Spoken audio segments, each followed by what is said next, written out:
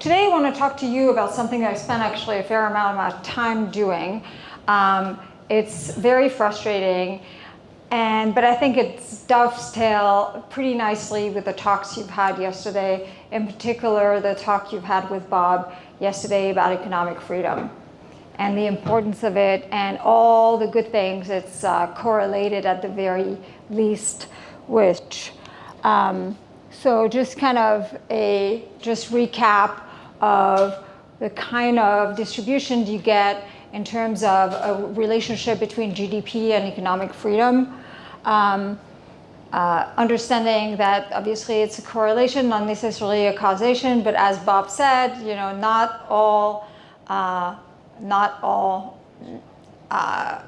correlation are not causation. A lot of them are. There's also a lot of studies that actually look into trying to actually establish that causation. One of the things, as Bob said yesterday, that is one potential explaining factor for that causation being correlation being causation is democracy, the existence of democracy. But either way, I mean, we have an inkling that freedom is good.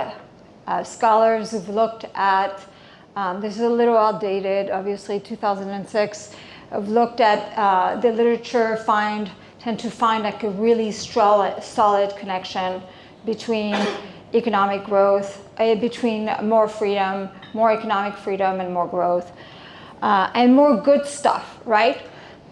So if that's the goal, if we know all this, the question is, what is getting in the way of us implementing as much economic freedom as we can?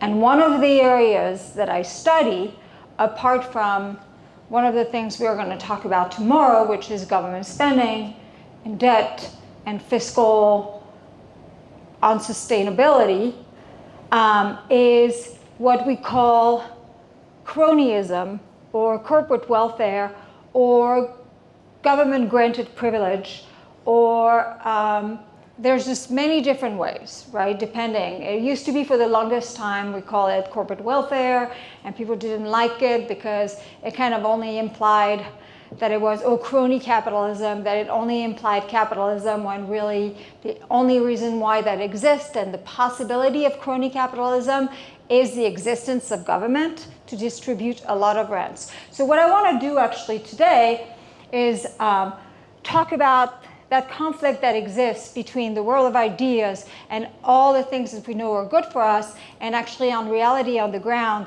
when we have something in Washington, D.C. called K Street. It's an illustration of all the corporate lobbying businesses are, right? All these special interests that are working constantly in different areas to actually get a lot of rent, a lot of government granted privilege for their benefit, right? And they're sold to us as if this is going to be a good thing for us. We're even told, like very often, it's good for growth.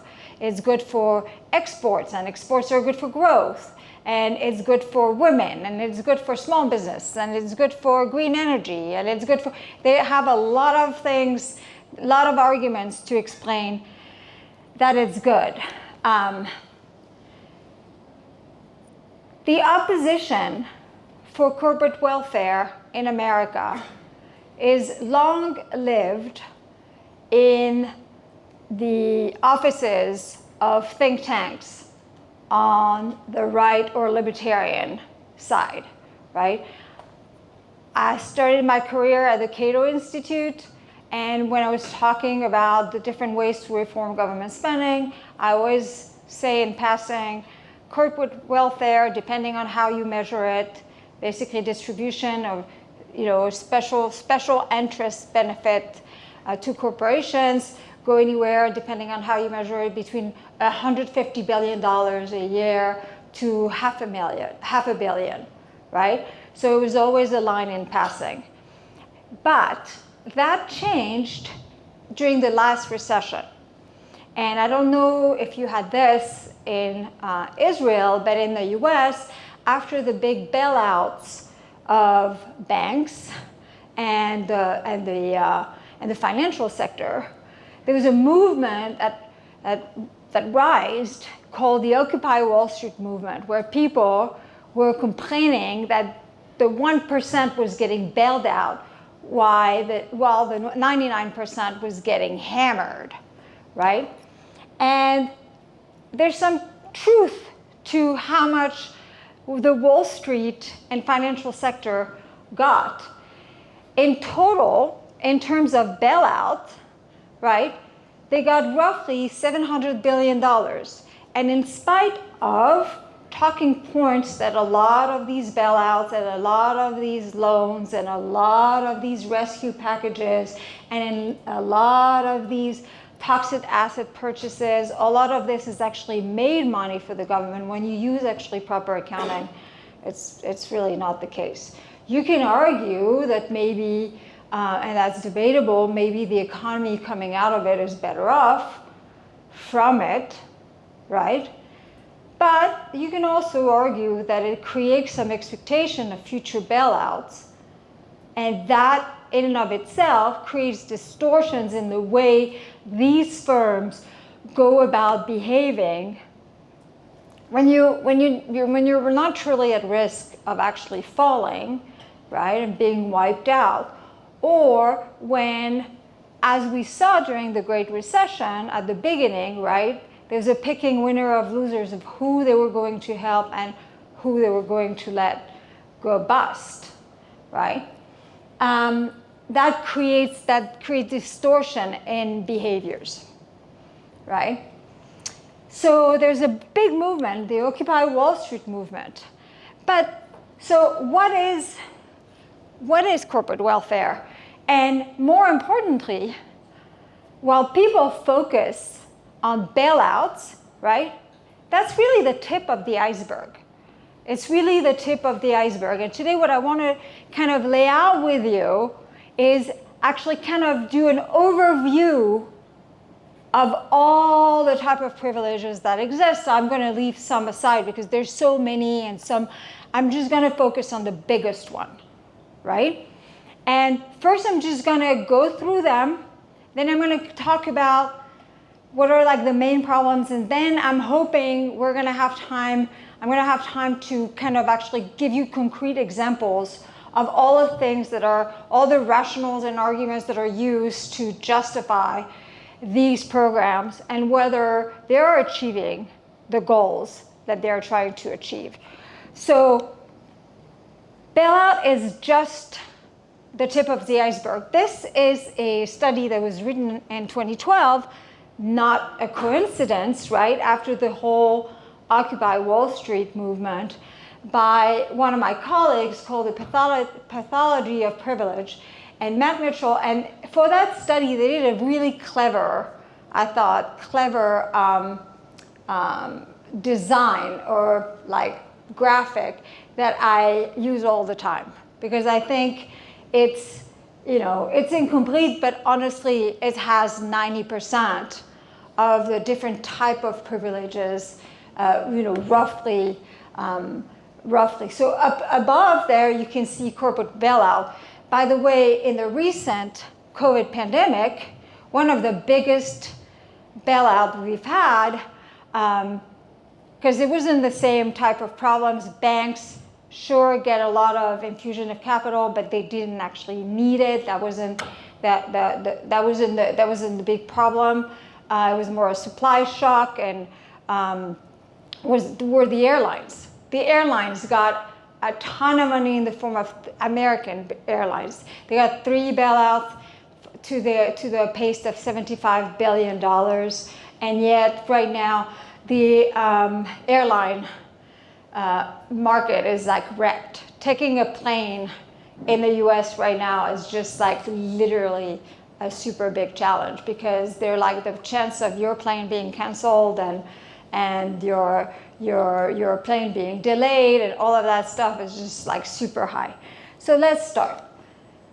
So these are all the type of privilege. You see subsidy, regulation, expected bailout, tax credit, contrived monopoly, I guess a monopoly basically, loan guarantee, trade protection, non-competitive bidding. So subsidies.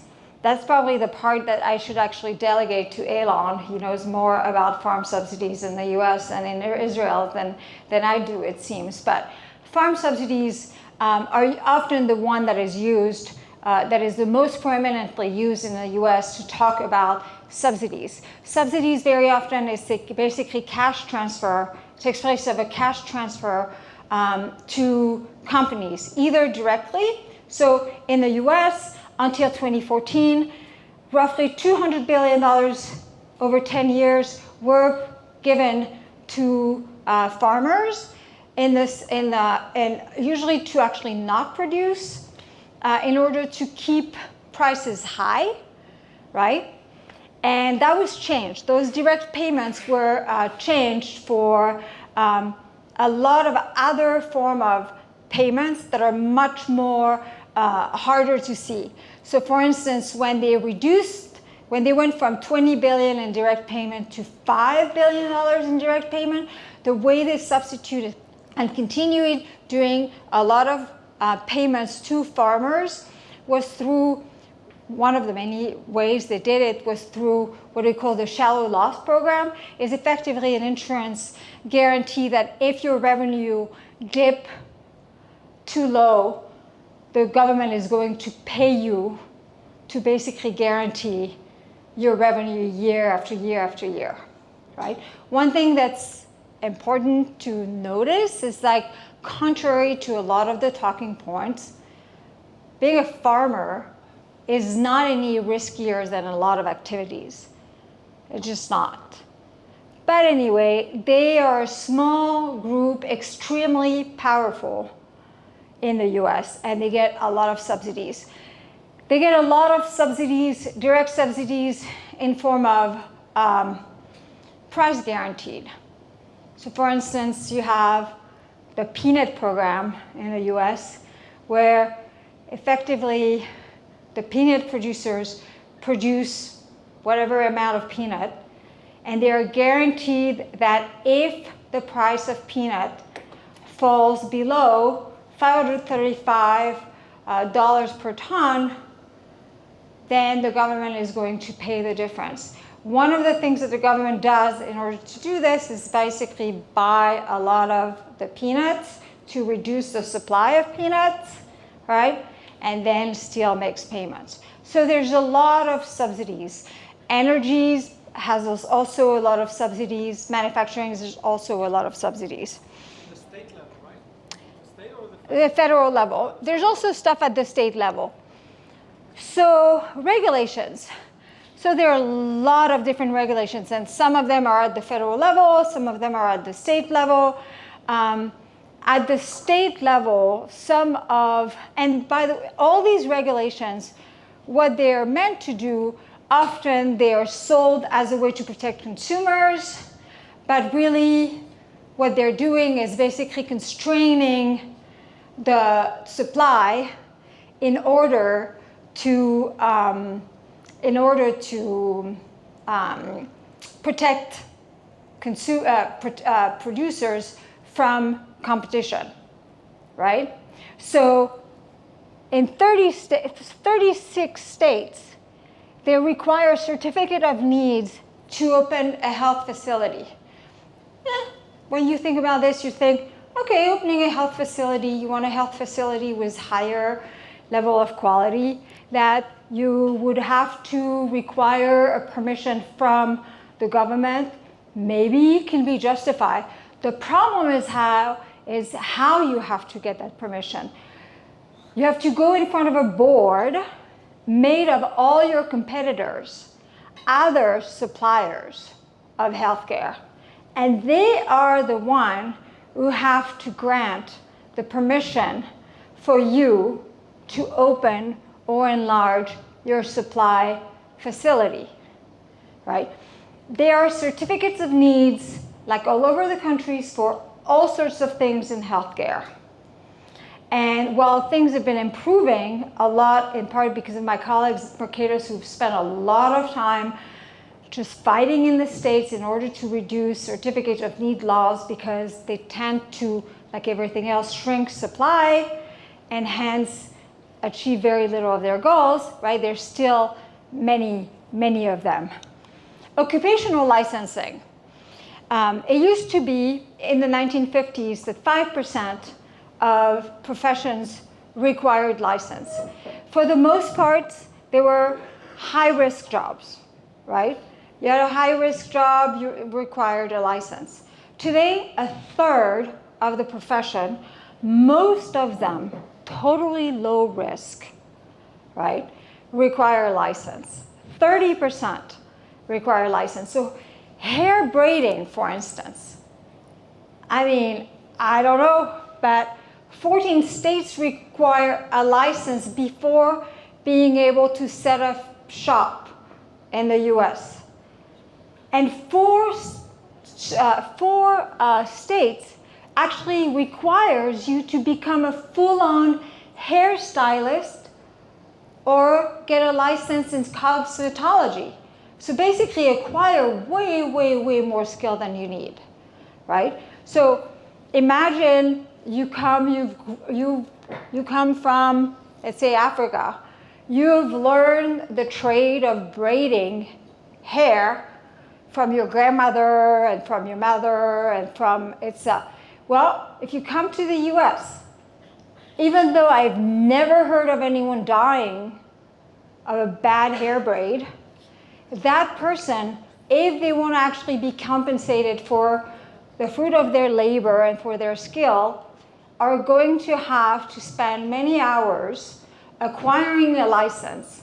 And these licenses are meant to basically, well, first their result, but they're meant to reduce the supply of hair braiders.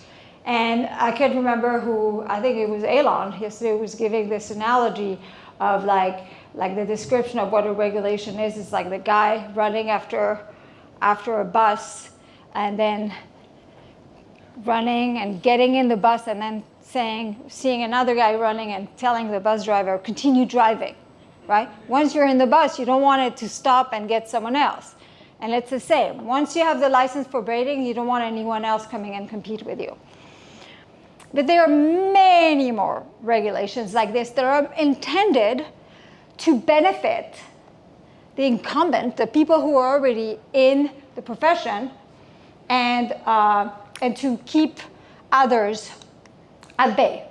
So expected loan. So let's go back to Freddie and Fannie, which are two companies that are independent. I don't know, really, it's okay, but effectively what they do have is an explicit understanding that they will be bailout and their losses will be backed by taxpayers. And that allows them to actually extend loans, mortgage loans, at lower rates, right? And so basically they have a leg up over a lot of other companies. And that's a very common form of government-granted privilege in the US, and I'm sure you have the same here. Now, tax credits. So there's many of them. So that's a case where you have many of them at the federal level, at a state and local level. So at the federal level, one of the classic one is the tax credit that is given to people who are buying electric cars, right? But really effectively, they're sounding as if they are an individual privilege, and to some extent they are, but the truth of the matter is that they are actually put there and designed for the privilege of encouraging the purchase for the sake of the company that is making the car. At the state level, a very, very common one is the movie industry. We're talking today at breakfast, right? A lot of the movie industry used to be taking place and being filmed in California and Hollywood, where now there's a lot of states that are competing to actually become a site for filming movies, and how do they do to convince a company to come and a movie to come and tape in Georgia, which is a big state? Well, they say, if you come and make your movie here, we're gonna give you a big tax cut, right? There's stuff also, like in the US, has been kind of a big scandal when Amazon, very, very rich Amazon, decided that it was going to actually move its headquarters to somewhere, right? It actually openly started a bid among local government and state about who would give it the biggest tax credit, right? The DC area started one, and it's very, so, but all these states like lined up to kind of tell Amazon, come in our states. Look, it's really great. And of course, the game is rigged, because ultimately, Amazon wasn't going to go in the middle of nowhere. Amazon was only going to be going in a place where there's a lot of talent, where people want to live, right? And that was pre-pandemic, so talents at the time thought they wanted to live in big cities. This may have changed now, but, and they wanted to go in a place where there was actually a lot of synergy with other companies. They wanted to go in places where they had a lot of transportation system for their workers. And so, but states went on a bidding frenzy and basically kind of were throwing at Amazon like massive amount of money. I mean, people, and of course the argument is, well, first, all the other companies who've moved there, or the local ones who've been there, it's kind of unfair to them, right? Because they don't benefit from these tax credits. But it's also done under the promise that somehow it's going to make, the economy so much more vibrant. I think there's pretty large evidence that it's rarely the case. So massive amount of tax credits of that sort. At the federal level, by the way, we have something called tax expenditure. If you want to Google it, if you do Department of Treasury tax expenditure, it's like a long list. They call it tax expenditures because it's like spending through the tax code effectively to give a privilege. But it's a long list at the federal level of all the tax breaks that are given, depending on what you do. NASCAR has a special tax break. There's just a lot of it. It's really informative. Some of the tax breaks, thank you. Do you want to really encourage me? No. You're out of breath. I'm just... So NASCAR has some of those tax breaks. We have to be careful because the reason why they're there is actually to diminish the punishing impact of double taxation. So not everything is a crony privilege, but most of them are. Now, monopolies is another big one.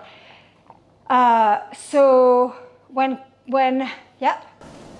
If a government has interest to preserve certain industries or certain companies inside their regime or everything, to get more money from the workers about taxes, I guess it's from a profit consideration.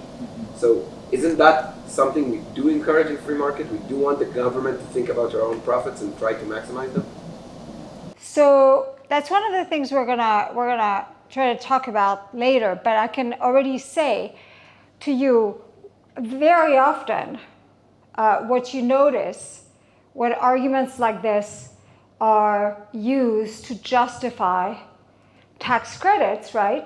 First, there's a fairness argument.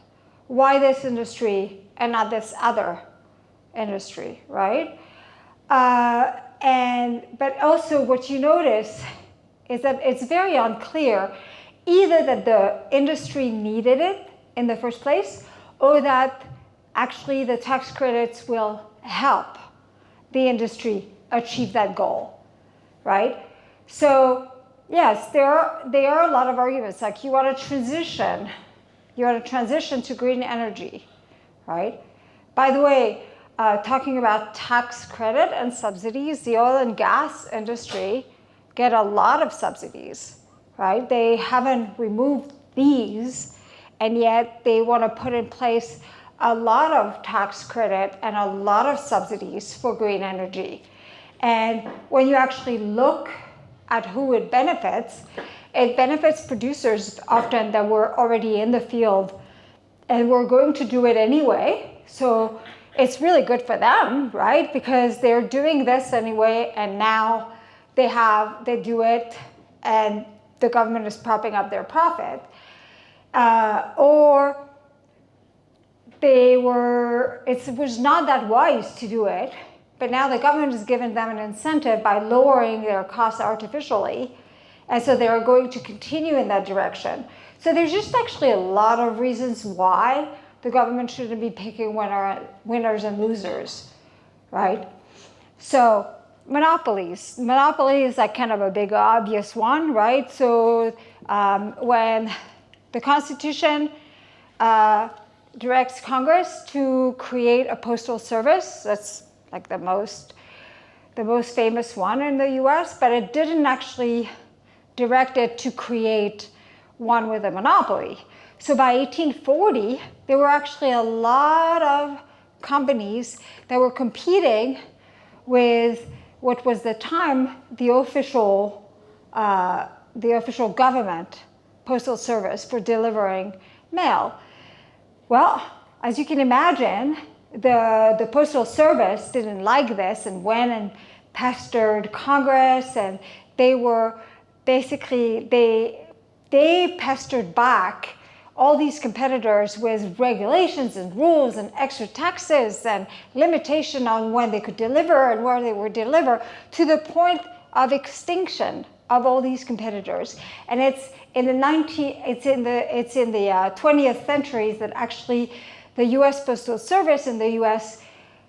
became a fully independent, while completely funded by the government, agency, and retained the absolute monopoly to deliver the non-urgent mail, right? So they are competition, and also, by the way, of having access inside your mailbox, right? So basically the Postal Service is the only one in theory that can actually put stuff in your mailbox in the US. So FedEx, right, that delivers stuff faster, they can, but in theory they should be leaving their stuff outside, is not something that it's not a regulation that's super enforced. Nonetheless, this monopoly that is granted to the Postal Service, right, is guaranteeing that we are going to have the crappiest type of non-urgent delivery. For this, they're using a lot of arguments of fairness, that there are places that are remote, that it wouldn't make any sense for a profit-driven organization to go to these areas, so people may be cut off of the mail, that this is the most secure way for the government to deliver good news or bad news, like good news that you're going to get a payment from the government during the pandemic, or bad news that you're going to get audited. So that's all the information about your Social Security, which is a retirement account. These are some of the arguments. But of course, these arguments are effectively kind of winding down and being kind of just not that relevant anymore, considering that very, very few people use the mail anymore, right? I mean, there's still people sending checks, but as kind of the younger generations are replacing the new generation, people are doing electronic payment, Venmo, PayPal, all of that stuff, right? So the monopoly of UPS makes no sense. This is something I've spent a lot of time on. Loan guaranteed, and there are a lot of them. And the reason why I've spent actually a lot of time on them is because one of the things that interest groups have noticed, and one of the reasons why direct payment for farmers have gone away for the most part, right, is because they're very visible, right? Everything that's cash driven, you can point to it in a budget. Like say, wow, we're sending $200 billion a year to farmers. Well, and farmers are overrepresented in the top income quintile, right? Because you remember what Ross talked about, consolidation. Even though a lot of those payments are done in the name of saving family farms, like a lot of the money, 80% of the money is going to actually 10% of farms in America, right? So it's concentrated towards a lot of really rich farmers. So when this was really accused, because there are actually ways to point to it in the budget, they moved away from those visible type of subsidies. And they moved towards much more distortionary, but also less obvious way of doing things. For instance, loan guaranteed has actually really become one of the favorite ways to distribute government granted privilege. There are two programs that I've been fighting forever. So this one is the 1705 loan program. It's an energy loan program that is meant to actually extend low interest payment to companies that are making solar panel in the US, right? And the argument is that you want to encourage companies to enter in an industry where they may not be able to have access to capital because it's risky, right? The banks look at it, say there's just not a lot of data about how well this type of company can do. We're not going to take the risk. We're not going to extend. So the government is basically greasing the wheel and telling the banks, you know what? Lend them this money. 90 to 80% of the loan will be backed by the government. Your risk is minimum, right? So, okay, it can sound like a good idea to encourage, nascent industry.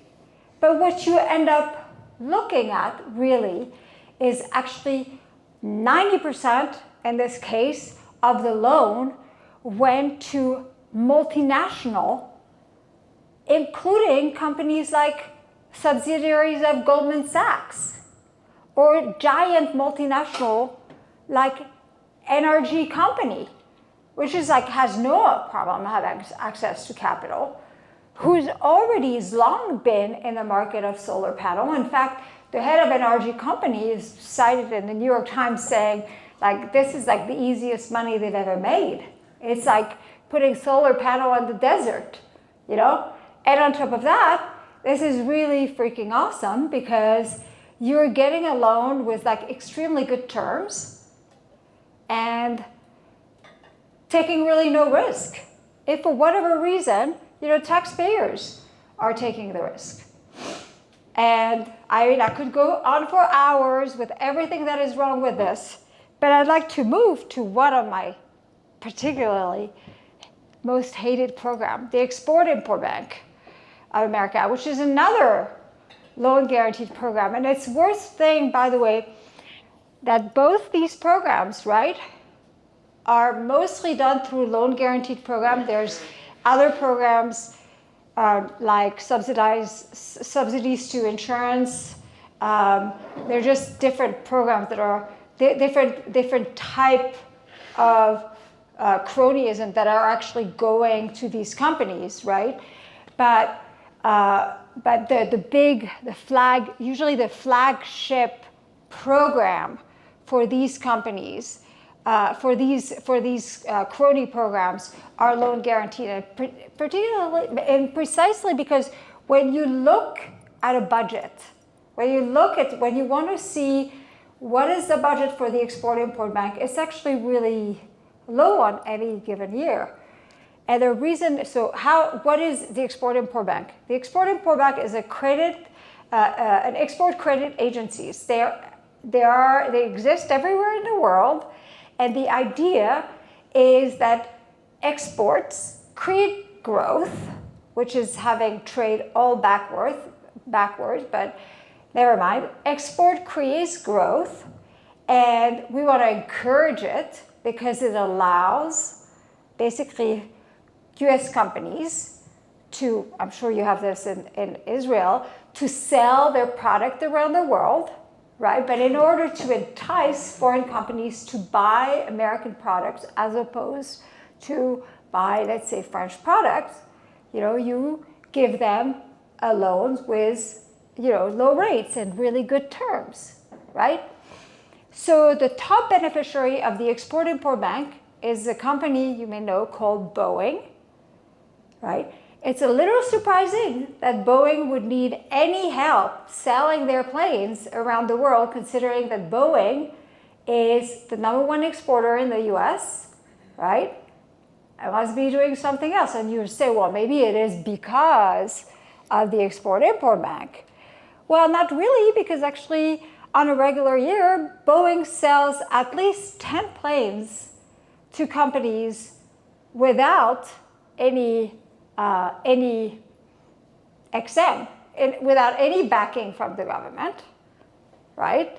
So, and interestingly enough, sometimes it sells, a company that buys from Boeing with an XM guarantee will also buy from Airbus without an export loan, right?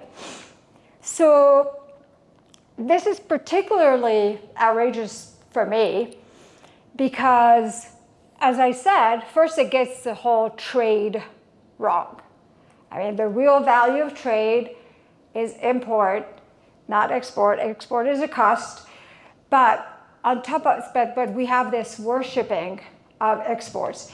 But also when you look at the Export-Import Bank and who are the beneficiaries at the domestic level, you see that 10 enormous companies benefit from close to 70% of all XM's activity.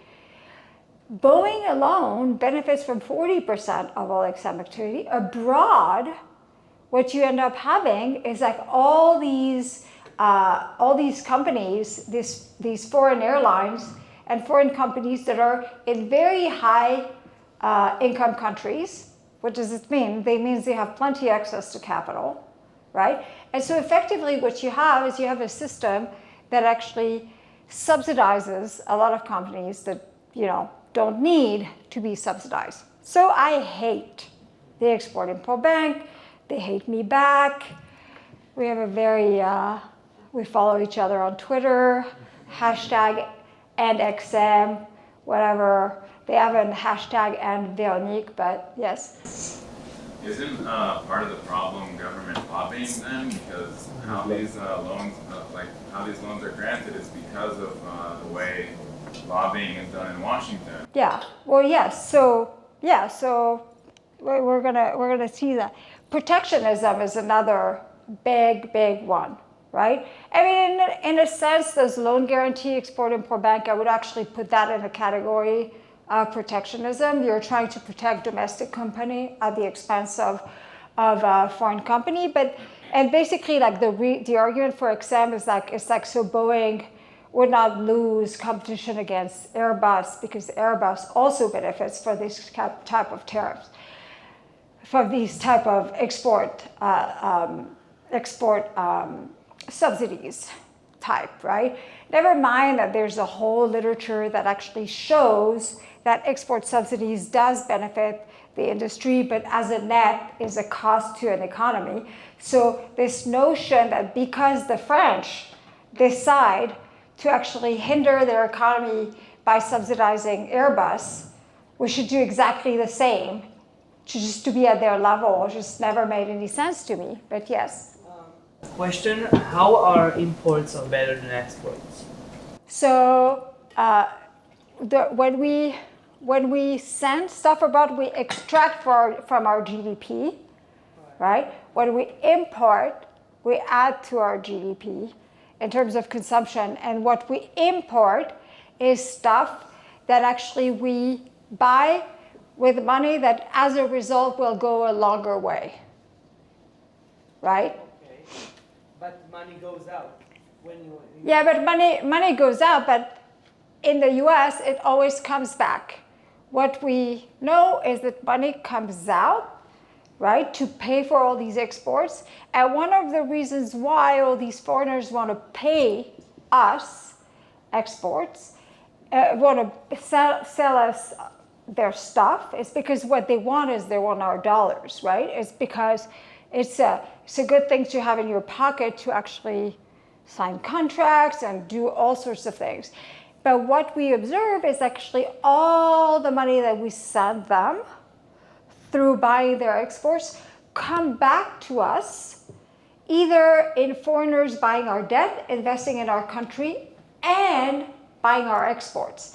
So there's a connection, right?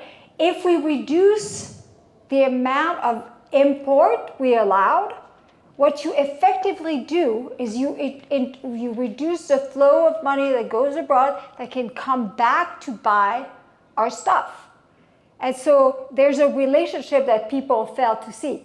Yeah, so, but it's not that imports in general are bad, but more imports No, it's not that they're bad, but from an economics perspective, they count as a cost, right? And the value of trade really comes from imports, right? So that's but like every country in the world, there's a tendency to absolutely glorify exports while treating export like a villain, right? Import like a villain. Yeah, there is a tendency, but there are some cases like Sri Lanka where they are importing so much that they don't have any dollars left in the bank, so they can't give out to anybody. They can't trade external currency. So I don't know the example of Sri Lanka, but I know that for us it's like a country like Hong Kong. No, it's bankrupt. What? Sri Lanka is bankrupt. Yeah.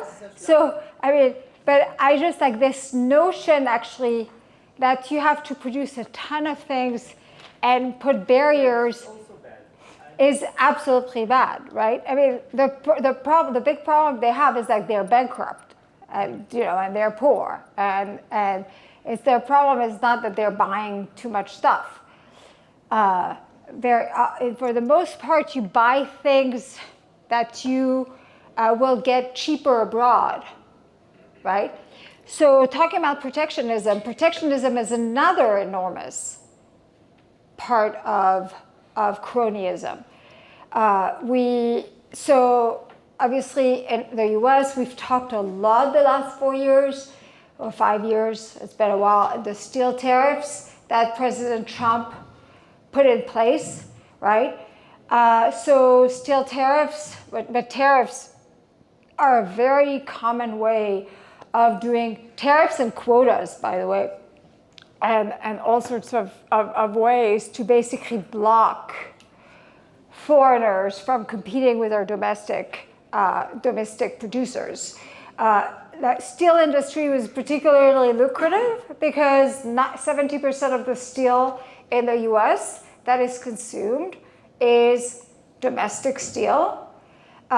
It was also pretty outrageous because President Trump used national security as an excuse, while the Department of Defense said, actually, really don't use us because we only need 3% and we have everything we need. It's also very problematic because, like with all of these things, it's very short-sighted. So a lot of the import that we use are not, they're not for final products. They're usually input, right, that producers in America use to produce their own stuff.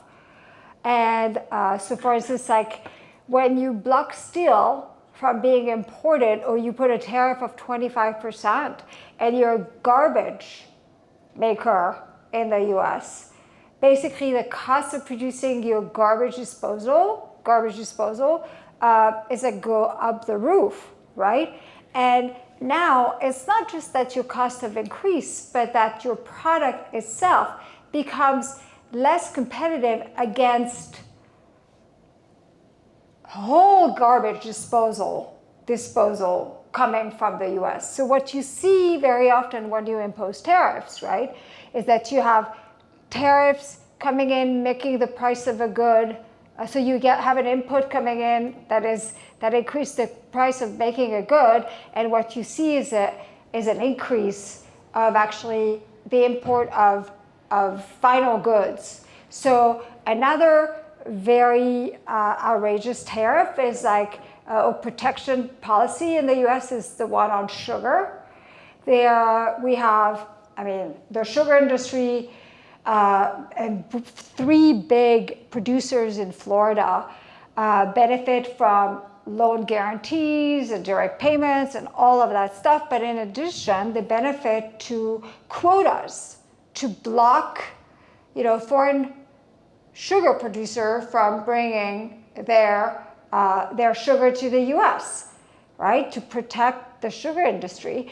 The result is the price of sugar in the U.S. is twice as much as the world price for sugar. One of the areas where we've seen the same thing as with my garbage disposal area is in the realm of candy making, right? Chocolate bar, Mars, and Nestle, and all this stuff. So when the protectionism intensified on sugar, what you saw was like the price of sugar going up, and then automatically within a few years, you saw the number of imported American candy bars being imported from the rest of the world. It's like so the final, it makes no sense. But that is a very common form of cronyism, right? And the last big one is non-competitive bidding. So Dwight Eisenhower, which is a general during the Second World War and ended up being president of the United States, he warned against the military-industrial complex. And one of the things that he actually warned against is the special and unhealthy marriage that exists between big weapon producers, right, and the government. And by the way, another way to call government-granted privilege, the pathology of privilege, corporate welfare, I think another way kind of to describe it is to talk about this unhealthy marriage that exists between the government and companies, right? And President Eisenhower he really warned us against that unhealthy marriage in this realm. And one of the ways that he thought it was problematic is that there were such deep relationship and long-term relationship between some people in government and some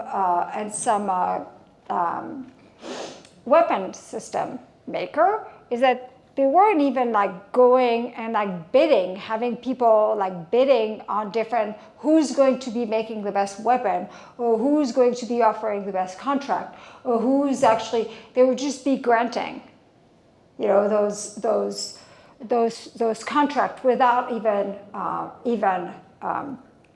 really thinking about it. By the way, it is worth also noting that the first company in America to have been bailed out was Lockheed Martin. It's also not a coincidence, right? It was the first company ever to be technically bailed out by the federal government to get it out of financial trouble. It was bailed out at the time, I think, with something like a $300 billion loan. I don't know if it was a loan guarantee or a direct loan. Yes? I have a question. When you say bailout, the definition is like the government give money to those companies to save them from collapse, right?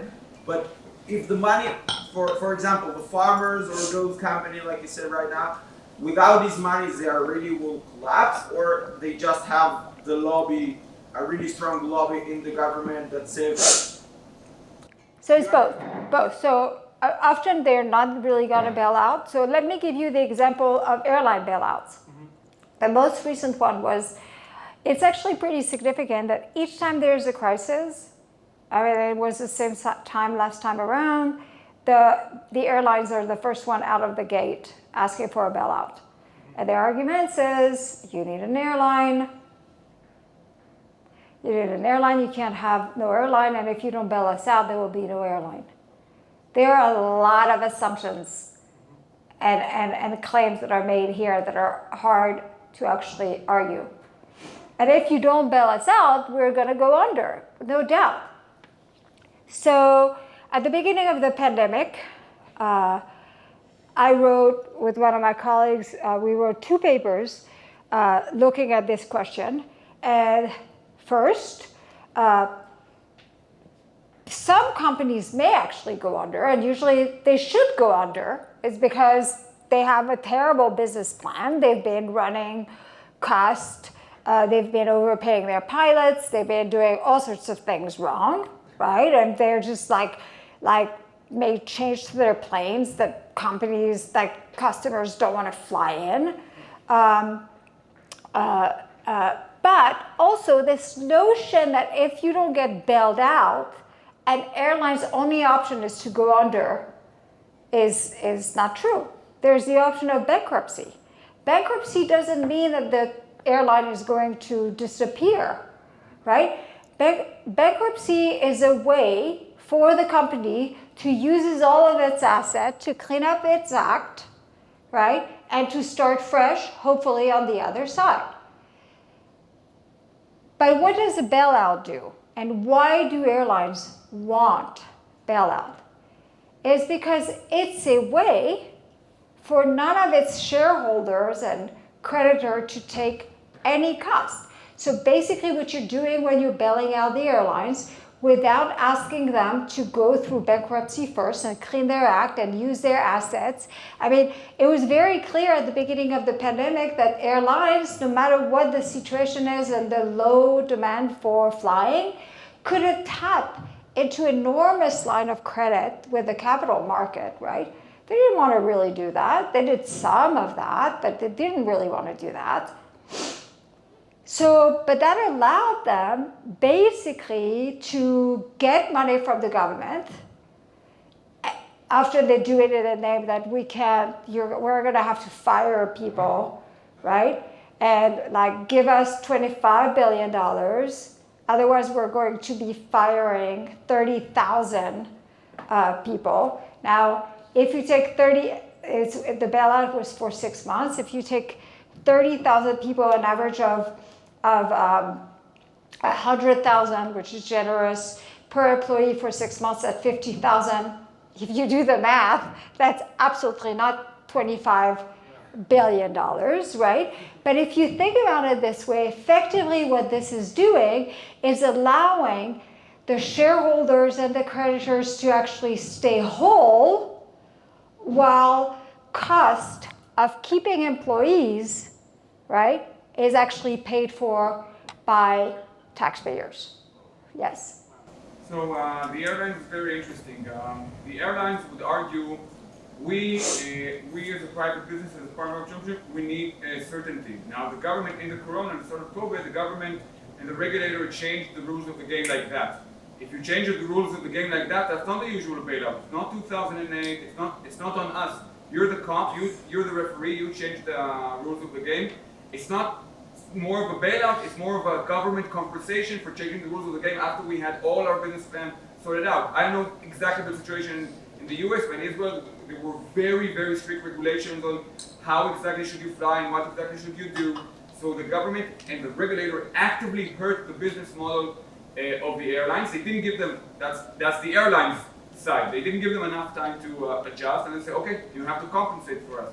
How would you respond? Right, so in the US, the real problem wasn't so much the rules, right? The biggest problem is like people didn't want to fly. And that happens. I mean, people don't want to fly. Yeah, we're in a freaking pandemic, right? Even though I've actually always argued that the safest place to be inside was an airline because they recycle the air, so much. But the thing that's striking about the airline bailout is the fact that they were the first one to get it. They systematically get it right? And they get it at a level that is just above and beyond what everyone else is getting, right? And one of the things that we haven't actually talked about with all of these things, effectively what all of these are is effectively a way to treat people unequally, to treat people within company very unequally. How much more time do I have?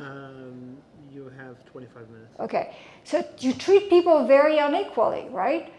And so there are just people who have deep connection to the government, and traditionally have had very like deep connection. Lockheed Martin, Boeing is literally, Boeing gets subsidies all over the place on top of the enormous amount of defense contract that it gets, right? And within an industry, there are people who are getting, like, so for instance, there are manufacturing credits, but not everyone gets them, right? So it's really, really unfair, and it's really like treating people just totally unequally. And very often, it is done for the benefit of the company's shareholder, so that they would have to actually face none of the cost of being in a recession. Like, none of the cost of having, there was really just no reason for why airlines couldn't actually face all of this with bankruptcy. Bankruptcy is not the desperation of the disappearance of the airline. Bankruptcy is actually a way to face hardship and arguably to come out better. Then there's a multiple dipping, which actually goes into like some of the other consequences that we're going to talk about. All of these companies, the very well-connected one, they end up multiple dipping like crazy. So Freddie and Fannie, right? They got bailed out, but they get a line of credit at Treasury. They have that explicit bailout. Yeah. Can you remind people what Fannie Mae is? Yes. So they basically buy mortgage. Was explicit. Was lower rates. They have better term, right? And they have an explicit bailout. So they have a lot of advantages over their customers. But that's not the only thing they have. They also have exemption from state and local government for taxes. They have exemption from Securities and Exchange Commission for filing requirement, and they have low capital requirements. They benefit from all sorts of things. But the peanut industry I told you about, right? The peanut industry not only get a payment if the price of peanuts go down, the government goes and buy peanuts and stockpiles peanut in order to reduce the supply, in order to get the price to go up, and still fills the gap with payment. But on top of that, it gets a lot of loan guarantees to actually produce their peanuts, right? There's double and triple dipping like crazy. The 17-0 loan program for solar panels I told you about, companies that got them automatically would get a 1603 Treasury grant program, which literally is a grant in cash that they would get, right?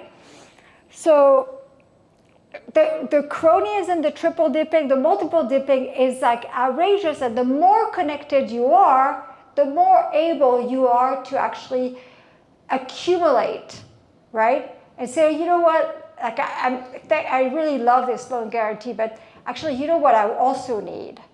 What I also need is actually if you could block my competitor by saying that basically no new peanut producers can come in if they don't have that particular license, right? But I just wanted to say, I think it's important to point out that Freddie and Fannie are not private companies. No. They're government-created companies. Yeah. Already with built-in protections from the government. Yes, they're chartered by the government. Let Kalei created by the government allegedly to make everybody better off. Yep. So, I mean, it is really a good old boy club, right? Where who you know really matters a lot. And one of the things that basically is really very problematic about it all is that while there are always arguments about why we need this to protect the weak, why we need this to, like, in the case of the 1705 loan program, we needed to kind of have new entrants in the solar panel business, right? What you see is like it's not the person, it's not the newcomers. In fact, in that program, the big scandal was like a company that was a new innovative company really close to President Obama called Solyndra, who got a $538 million loan guaranteed, right, and went burst, right? There's no doubt that it got it in large part because of its connection to the president, and people were outraged by the loss to taxpayers. But I kept saying, this is not the most outrageous thing about this. The most outrageous thing about this is like actually most of the money goes to people who don't even need it, who don't even, like they're doing this in the first place. Effectively what you're doing is that you're reducing their costs, boosting their bottom line, right? Yes. What percentage of these guaranteed loans go bad, are not repaid? So it's hard to tell, but I can tell you the one time where I actually was able to actually look at data using a more private sector type of accounting, because the government used a different form of accounting, was for the Small Business Administration Loan Program. Their flagship program is called the 7A loan. And what it does is that it extends loans for small businesses, right? And some of the stuff that you notice is that they, when you study it, is that they basically don't fill the gap. Most small businesses have no problem having access to capital. If they actually don't have access to capital, usually it's because they have a bad business model. It's not because somehow the banks are just clueless and they can't see that this is a potential for enormous growth, right? I mean, like there's this kind of expectation in government that the fact that not everyone gets a credit is a bug, but really actually it's a feature of the capital market. Not everyone should be getting a loan, right? So when you challenge them and they say, well, look, there's barely any default on our thing. So one thing that it could be is that actually you're giving money to people who weren't going to go bust, right? And would have been able to have access to capital, but they prefer to get a 7A loan because the conditions are really actually better. And you can say, well, what's wrong with that? Well, a lot of the concentration of 7A loans are in areas where there's a lot of competition, like restaurants. So you can have restaurants, you have a street with a lot of restaurants, and a lot of the restaurants open, they have actually borrowed at the regular market rates, and then you have those privileged restaurants who are actually benefiting from much better terms. That's unfair. Another reason could be that actually your accounting is a problem. And I went and dug into this, and I was lucky that during a hearing on this, the committee, by mistake, gave me access to documents they shouldn't have given me access to, and where I ended up being able to actually see their return on equity and to actually see how the Small Business Administration calculated their default rates. And the way they calculate these default rates is that they actually don't do what the private sector does, which is to look at default rate by cohort. For instance, you extend loans in 2000, right, to small business. What you want to know is 5 years later, how much of the cohort in 2000 has actually defaulted. What the government does is like it actually kind of gives you an overall number with the 2000 numbers mixed with all the new loans, right? So the default rate looks really low. But when you actually measure by cohort, then you can see that the default rates were close to 27%. So a third of the loan would go bunk. And the problem is like you would look at a budget. When you look at the budget, you have how much the government is allowing the program to extend in terms of guarantee, but you don't see immediately the losses. The losses are actually, you can see that 2 or 3 years later, right, in a separate document. So it's not transparent at all. It's an accounting trick. Yeah, well, first they don't have to abide by the government trip. So we don't have time to actually go through all my chart, but one of the things that is clear that we see when we study cronyism is like there is a pattern, right?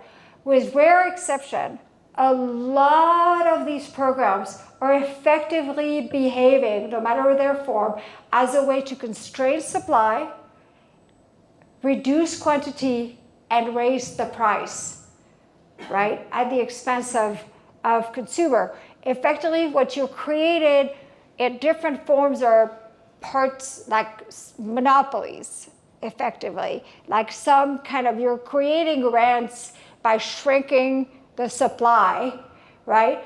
And it has a lot of the trappings of monopoly. So in a, I'll go,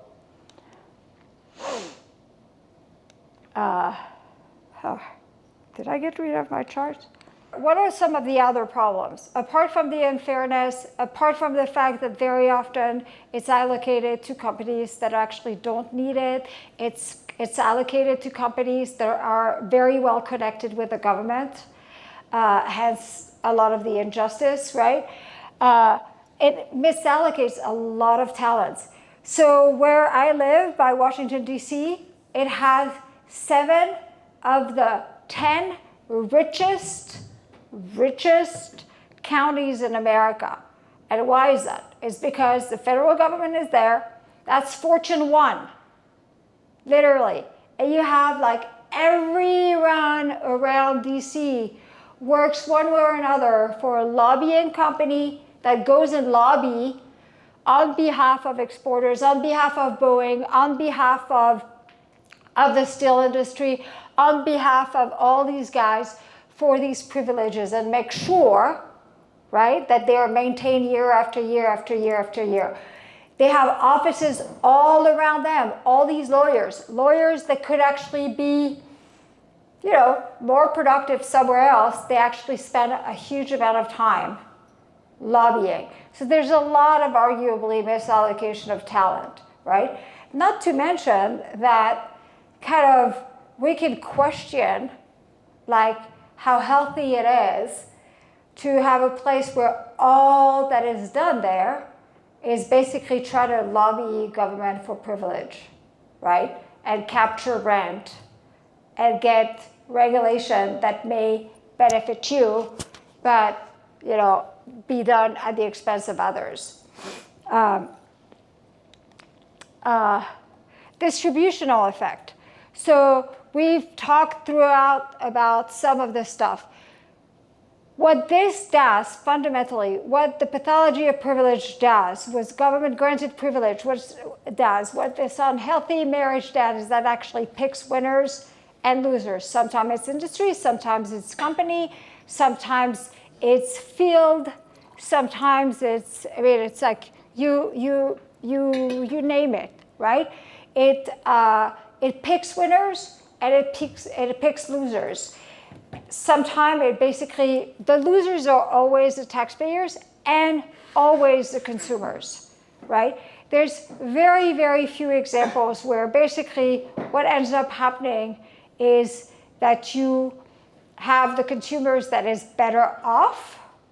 And in fact, I don't know where my charts went, but if we had to have seen my chart, you could see that in a healthy, unregulated, unconstrained, uncronied situation, the gain of exchange is quite big, and the gain for consumer is equal to the gain from producers. But when you have a monopoly situation, what ends up happening is a lot of the gain from the consumer is transferred to the producers, right?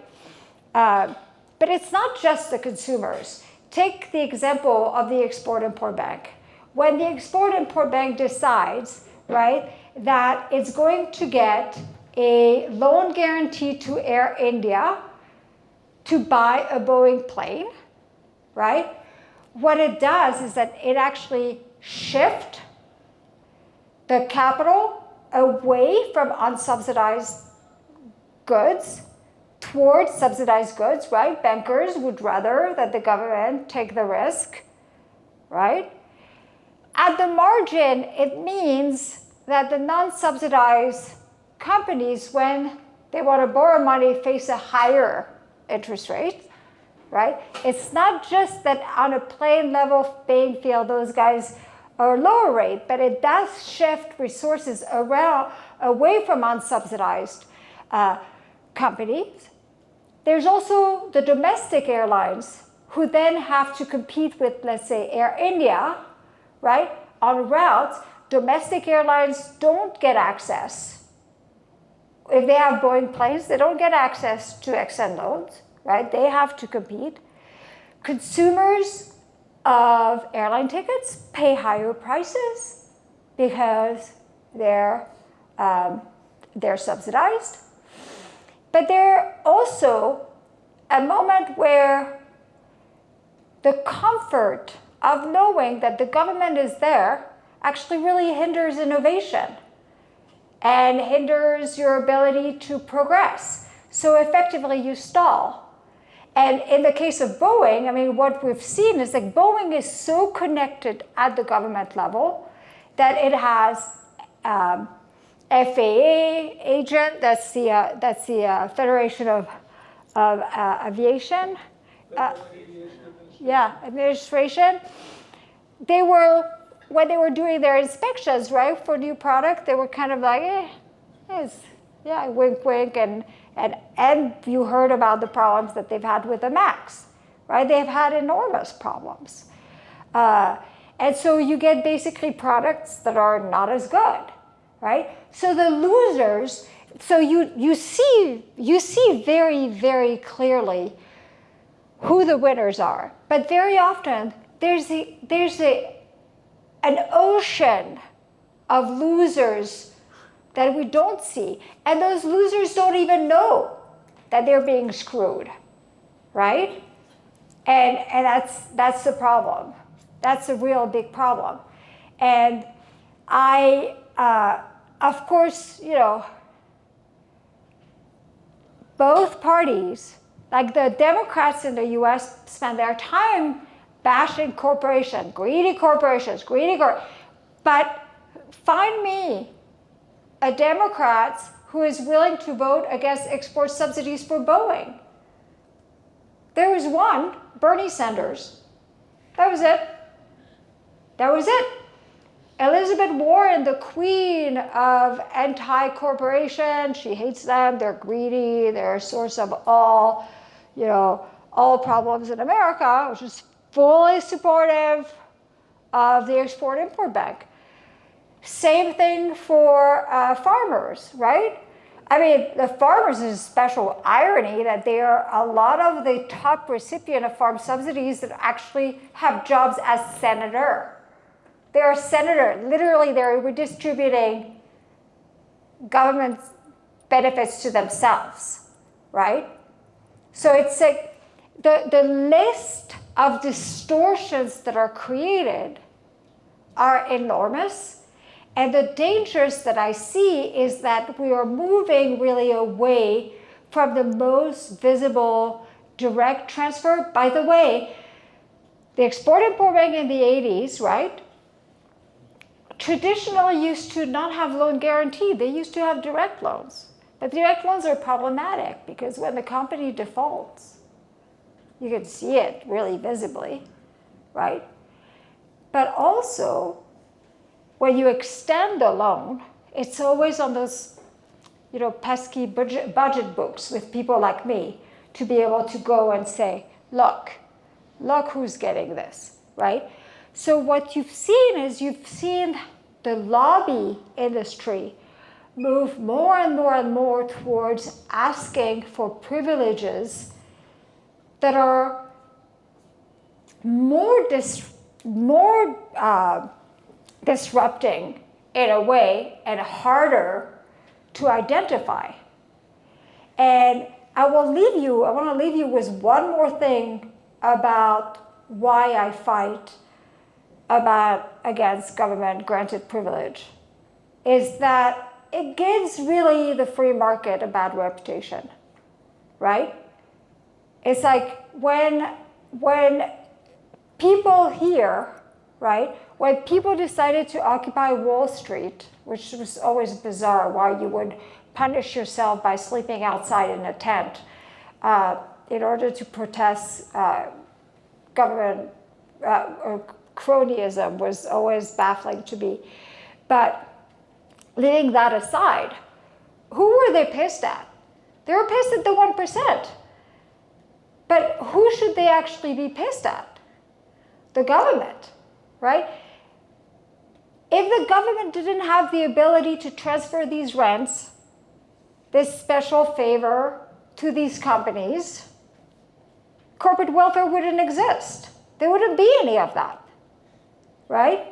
It is precisely the existence of the ability of the government to transfer wealth, transfer rent, transfer monopoly powers, transfer cash, transfer loan guaranteed to these companies that actually get them to spend, we don't have an exact number, but it's like somewhere between $1 trillion and $3 trillion in rent seeking every year, right? And that is not a measure of the cost of it, right? Because the cost of it is clear. I mean, just when you look at export subsidies literature, as I said, the cost, there's a benefit to the company that is subsidized, but the cost for the economy as a whole is negative, right? The economy grows slower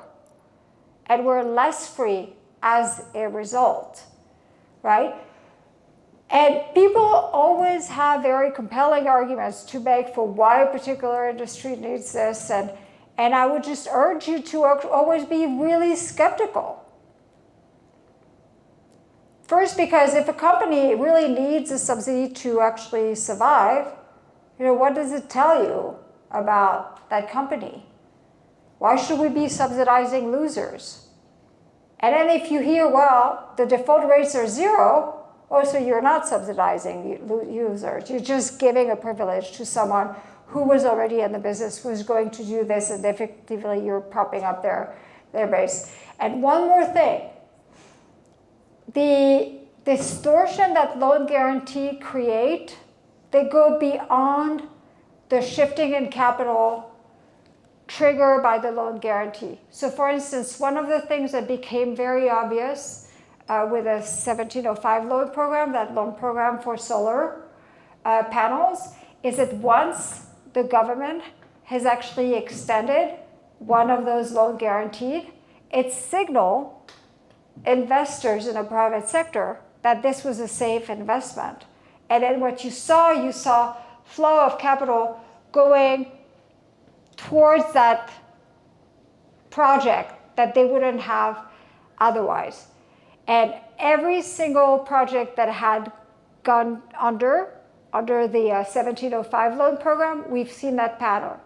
These guys couldn't get private capital until they got the backing of the government. And once they got the backing of the government, then capital started flowing there. So it distorts the market in ways that are actually quite quite radical. I don't have a problem with idiot investors losing their shirt just because they actually think the government can pick a good project. I mean, but it's easy to understand how we would be better off in a different system. So I'll stop there.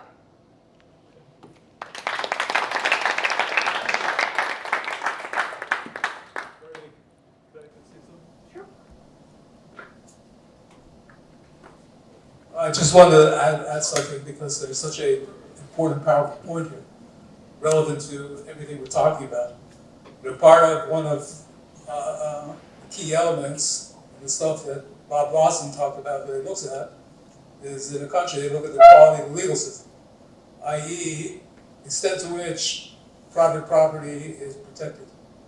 So one of the beauties of private property is it connects individual welfare to the welfare of everyone. Whereas if everybody's property is protected, I can't give away what's yours. But when everybody has their own stuff and it's protected, everybody does the right thing, manages their own stuff the right way, trade takes place in an efficient way, and everybody winds up better off. So there's this little thing, and I hope I'm going to say this right. I've got people here who are actually economists, they can correct me if I'm wrong. But there's this idea that they call tragedy of the commons, which is a great discussion about the importance of property. So the whole thing is you have a common that's hefka, nobody owns it. So it's a beautiful place, and everybody takes their cows there to graze because it's beautiful and it's free. So they go, and what happens? Sooner or later, it's just destroyed because there's no incentive by anyone to take care of it. And basically, all this stuff tells us that what we have is the government. And the relationship to society is basically an obfuscation of law, of private property, and it just becomes a common. And I've seen it myself. So Washington is just filled with corporate offices with taking their cows there to graze. And they're getting free stuff because property is not protected. And just like this field, everybody is getting free stuff. Meanwhile, they're destroying what belongs to everyone and is destroying society, which is exactly what's happening. They're just going and because property is not protected, they're destroying their own country. So the United States supposedly is the Constitution. It's supposed to prevent this, but the Constitution devalued. Quite frankly, I don't know enough about the structure of law and government in this country to understand how you fix the problem. The United States have a better idea of how to fix it, but I think this is the nature of it, and it just shows how important it is. This thing called economic freedom, and what Bob Lawson is talking about. Okay. So, I mean, I guess a way to fix it in the U.S., thank you, a way to fix it in the U.S. is basically to kind of have to say no redistribution to private sector whatsoever. But even among free market economists, there are people, I'm radical, I would cut everything. I'd do nothing, literally nothing. But there are a lot of people, that sentence I told you about, the unhealthy marriage between government and businesses. A lot of these people want to say between government and big business. So the Small Business Administration, for instance, it's okay. It's like small business. We all love small business, the engine of growth. Well, actually, they're not, but they benefit from this mystique, right? New companies, certainly we want to actually encourage the gazelles from going from nothing to becoming big. I say no exception. No industry should be getting anything. No shape, no size should actually influence anything. And that should be the rule. The problem is the incentive with the government are built exactly the opposite, to actually serve people, right? To concentrate benefits on small winners at the expense and spreading the cost on all of us. And most of the unseen victims, we all are unseen victims of cronyism. We don't even know that we are. Right? Like you pay more for sugar at the supermarket. How do you know? But how would you know, right? Like we're kind of all struck by the increase in prices due to inflation, but like the extra cost of the fact that the price of sugar is twice the world price, you know, it's built into our every life. We don't see it changing. So, yeah. I don't know about the States, but in Israel we have one big airline, El Al, and how to say? So it's sometimes El Al serves the Ministry of Defense in some way, and it's cheaper to bail them out or give them a loan guarantees rather than buying multiple commercial airplanes. You know, it's cheaper to bail them out because they serve the Ministry of Defense. Well, so I don't know about the defense aspect of it, but I actually think that this notion for Israel, maybe there's an actual case to be made that Israel needs its own airline, but the alternative to not having your own national airline is not to not having an airline, right? It's to having a lot of agreements with a lot of different airlines to come. One of the things that I know about El Al is that actually it's one of the biggest recipient. First, its entire fleet is Boeing, and it's a big recipient of the Export-Import Bank. And in fact, I had to testify before I'm such a pest to XM that the last chairman, she thought, well, maybe if she became our friends, she'd stop criticizing us so much, right? So they invited me to testify before their board, right? Mistake. I'm as much a bitch, you know, to my friends if I don't like what they do that I am, you know, in my papers if I don't know you. So one of the examples that I used is there's this notion of additionality, which is show us the value that you're bringing by having this program that wouldn't exist otherwise, right? And I had written a paper where they were actually trying to kind of change their the way they measure additionality, because before it was a joke. It was like, oh, a company tells us that they need a loan guarantee, so we give it to us, so it must mean we've created some value, right? That's like, whatever, you know. It's not the way you measure things properly, right?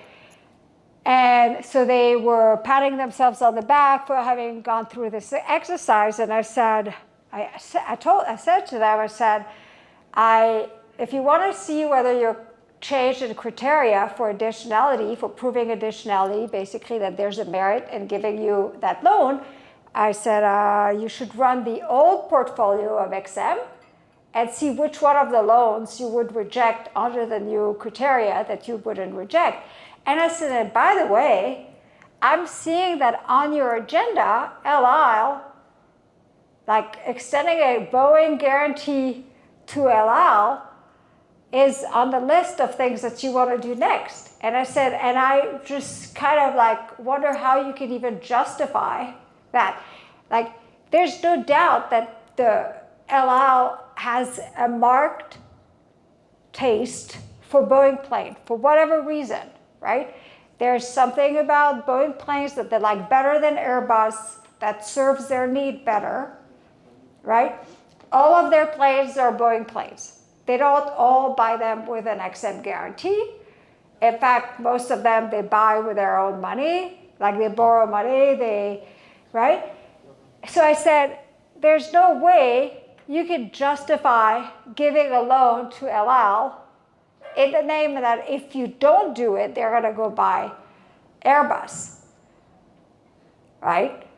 And they were really kind of upset. And then they came back to me and they said, yeah, you're right, probably. And then they said, we're not going to extend the loan to El Al, I'm sorry. But then I found out later that actually what they did is they went and broke the deal in smaller pieces so that El Al got the guarantee. But because it was broken in smaller pieces, it didn't have to be reported. So, but El Al is actually a super big moocher, not just with Israeli money, but with our money. And it's just crazy to me.